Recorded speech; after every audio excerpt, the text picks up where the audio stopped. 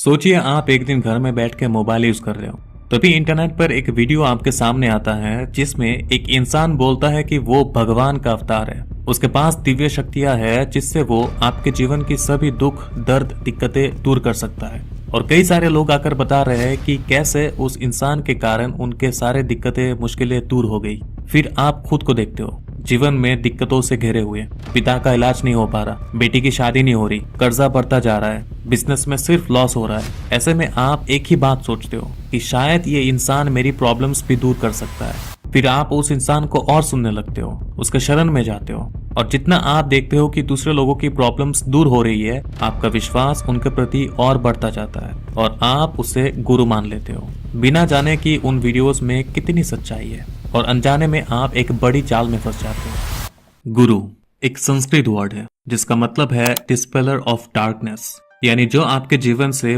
पाप, बुराई, हिंसा जैसे अंधकार को दूर करके आपके जीवन में सच्चाई ला सके। पर वही गुरु अगर खुद पाप और बुराई में लिपटा हुआ हो तो वो कैसे आपको मुक्ति का मार्ग दिखाएगा। कई सारे फेक गुरुज के बारे में आपने सुना होगा, पर उन सब का बाप कह सकते हैं आप इस इंसान को, जो rape cases, murder charges, abduction, child abuse में फंसने के बाद भी आज भी बाहर बेफिक्र घूम रहा है।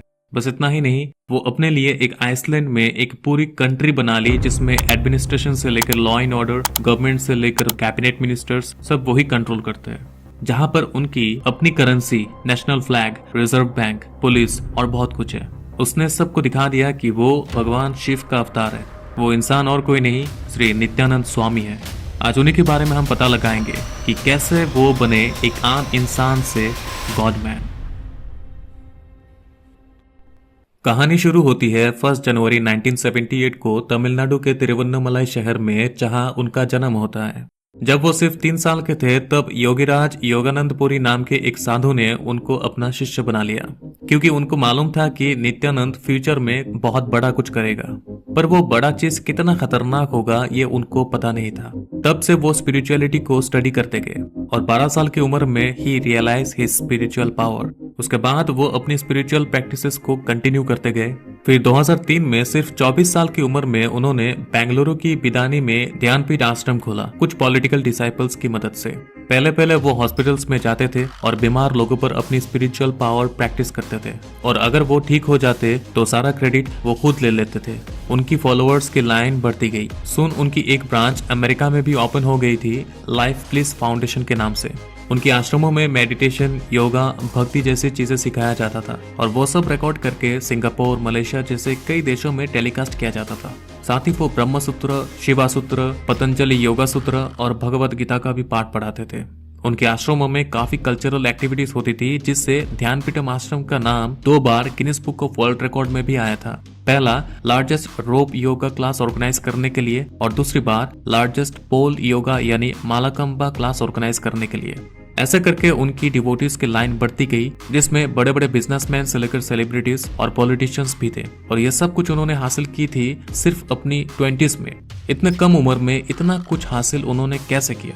इसका कारण वो बताते हैं कि जब वो सिर्फ 22 साल के थे तब वो एक पहाड़ में ध्यान करते टाइम उनको भगवान का दर्शन हुआ और उन्हें एनलाइटमेंट प्राप्ति हुई, जैसे भगवान बुद्ध। और वो कहते हैं कि कुंडलिनी चक्र और तीसरी आंख को एक्टिवेट करने की 60 सिद्धि उन्होंने अपने फॉलोअर्स को सिखाई थी। और एक बार उन्होंने अपनी शक्तियों के द्वारा 82 ब्लाइंड बच्चों की आंखें ठीक कर दी थी, पर इसका कोई एविडेंस उनके पास नहीं है। उन्होंने खुद को लॉर्ड शिवा का अवतार घोषित कर दिया था, मीन्स गॉड मैन। उन्होंने आइंस्टाइन की E=mc² फॉर्मूले को गलत कह के अपना लॉजिक दिया।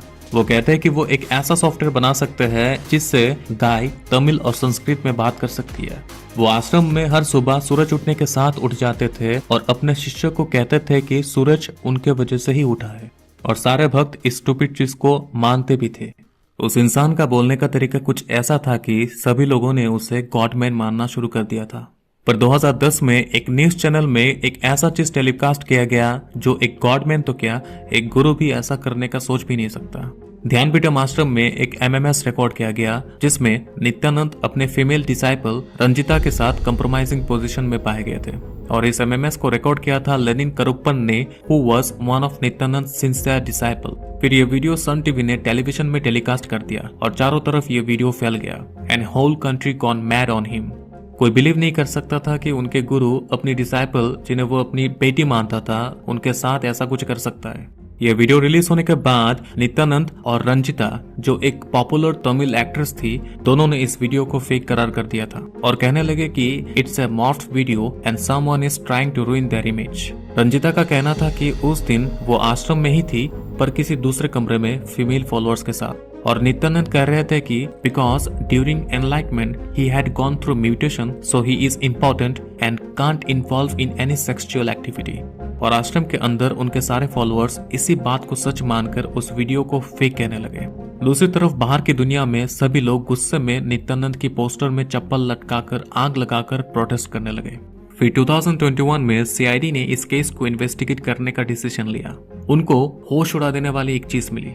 आश्रम में ज्वाइन करने वाले सारे फॉलोअर्स को एक नॉन डिस्क्लोजर एग्रीमेंट में साइन करना होता है, जिसमें लिखा रहता है कि आपके स्पिरिचुअल पावर को बढ़ाने के लिए तांत्रिक मेथड्स का इस्तेमाल किया जाएगा, जिसमें sexual activity, nudity, physical intimacy, sexual image, sounds and videos का इस्तेमाल किया जाएगा और आप ये सब बाहर किसी को बता नहीं सकते। पुलिस से लेकर public, everyone got shocked after hearing this. उनके फॉलोअर्स उनको सपोर्ट कर रहे थे अंटिल 2012 जब आरती राव पिक्चर में एंट्री लेती है। आरती राव नित्यानंद की एक सिंसियर फॉलोअर थी और 2004 से 2010 तक आश्रम में रहती थी। उन्होंने आश्रम में हुई अपनी एक घटना बताई। एक दिन आरती राव नित्यानंद के कमरे में उनके पैर दबा रही थी, क्योंकि उन्हें कहा जाता था कि पैर दबाना भी वन काइंड ऑफ मेडिटेशन है। फिर नित्यानंद एक ग्लास पानी लाने के लिए आरती को कहा। जब वो पानी लेकर आई, नित्यानंद ने आरती को जोर से पकड़ लिया। Then he started touching her body parts. Aarti shock हो गई। उनको यकीन नहीं हो रहा था कि उनके गुरु ऐसा बिहेव कर रहे थे। आरती ने प्रोटेस्ट किया और कहा कि आप मेरे गुरु हैं, मैं शादीशुदा हूँ, आप मेरे साथ ऐसा कैसे कर सकते हैं। पर वो इंसान नहीं सुना and then he raped her, not once but several times after that. और ऐसा नित्यानंद कई सारे फीमेल फॉलोअर्स के साथ करता था। पर जब आरती नित्यानंद के खिलाफ आश्रम में आवाज उठाई तब उन्हें थ्रेटन किया गया और तभी लेनिन करुप्पन और आरती राव ने मिलकर नित्यानंद को एक्सपोज करने के लिए उनके रूम में कैमरा इंस्टॉल करवाया। फिर आरती राव के स्टेटमेंट के बाद पुलिस को मौका मिल गया नित्यानंद को अरेस्ट करने के लिए। फिर नित्यानंद 5 दिन के लिए गायब हो गया, पर फिर वो उन्होंने खुद को सरेंडर कर दिया कर्नाटका में। 2014 को उस आश्रम में संगीता नाम की एक 24 साल की सन्यासी की मौत हुई। अकॉर्डिंग टू आश्रम वो एक हार्ट अटैक था। पर संगीता की माँ, जो पहले खुद नित्यानंद की एक फॉलोअर थी और आश्रम में काम करती थी, उनका कहना है कि नित्यानंद और उनके फॉलोअर्स ने मिलके उसका मर्डर किया, बिकॉज संगीता को उस आश्रम में रहना ही नहीं था। आश्रम की रियलिटी जानने के बाद जब संगीता की माँ ने उसकी डेड बॉडी को देखा तो पाया कि सफेद लिक्विड उसके नाक से गिर रही थी, जो हार्ट अटैक की वजह से तो नहीं हो सकता। और संगीता के बॉडी को भी पोस्टमार्टम करने नहीं दिया गया। यहाँ तक आज भी संगीता का केस बंद पड़ा है। कई सारे केसेस सामने आए जिनमें कहा गया कि उनके फॉलोअर्स को जबरदस्ती आश्रम में रखा जा रहा था। आश्रम में थोड़ी सी गलती के कारण या कोई क्लास मिस होने से दूसरे फॉलोअर्स मिल के मारते थे। उनके फैमिली या फ्रेंड से कोई भी रिलेशन रखने से या बात करने से रोका जाता था। यहाँ तक यह भी एलिगेशन है कि 10-12 साल के बच्चों को आपस में फाइट करवाया जाता था जब तक खून ना निकल जाए। फिर 2017 को सेंट्रल फोरेंसिक लैब में उस एमएमएस का जांच हुआ और बताया कि ये वीडियो मॉर्फ नहीं है और उस वीडियो में नित्यानंद और रंजिता ही थे। नवंबर 2019 में नित्यानंद की एक बहुत ही क्लोज डिवोटी ने नित्यानंद के खिलाफ केस फाइल की, क्योंकि उनके चारों बेटियों को बिना पेरेंट्स के परमिशन लिए बेंगलुरु से अहमदाबाद के आश्रम में लाया गया, फिर वहां से गायब कर दिया गया, जिसमें 2 लड़कियों का कोई इन्फॉर्मेशन अभी तक नहीं मिल सका। नित्यानंद की एक कैनेडियन भक्त थी सैरा लैंड्री, जो नित्यानंद की अंधभक्ति में डूब चुकी थी और वो पीआर टीम की हेड थी। सोशल मीडिया में वीडियोस बनाकर लोगों को आश्रम में ज्वाइन कराना उनका काम था और नित्यानंद उससे एब्यूज करता था, थ्रेटन करता था और हजारों लोगों को ज्वाइन कराने के लिए, जहां प्रोग्राम फीस $15,000 तक रहता था। वो सोशल मीडिया में आरती राव को बदनाम करने के लिए मीम्स बनाने लगी और दूसरी तरफ नित्यानंद आरती राव को गलत साबित करने के लिए वो आरती राव को एक राक्षस का पुनर्जन्म कह दिया, जिसने परम शिवा को मारने की कोशिश की थी। वो खुद को परम शिवा कहता था।